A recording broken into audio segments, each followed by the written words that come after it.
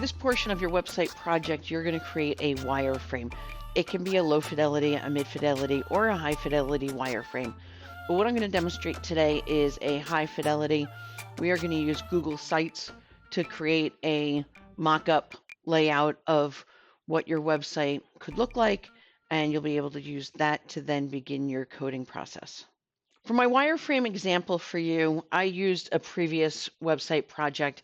I used the My Favorite Things assignment and created a wireframe of what that could look like that I would then be able to code off of. But I followed the criteria for this assignment, which is a header that has the title of your website, 3 sections with some sort of content in them. You must have at least 2 images. You must have at least 1 video. So I have image and text in one section. The next section has a video. The final section has text and an image.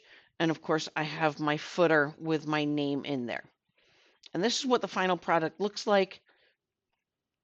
If I go over here, I can show you how it is built.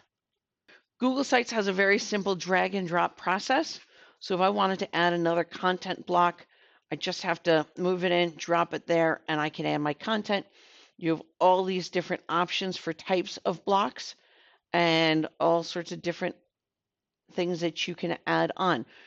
Google Sites has a very simple drag and drop process. If I wanted to add another block of content down here, I just take it, I drag it, I drop it in, and then I can add my content. So Google Sites also has all these other options for things that you can add in, a divider, a spacer, a button, an image carousel. So if you have a bunch of pictures that you want to put together into an image carousel, they have a very simple setup for that. Click it, you add in your images, and it will automatically create the carousel for you.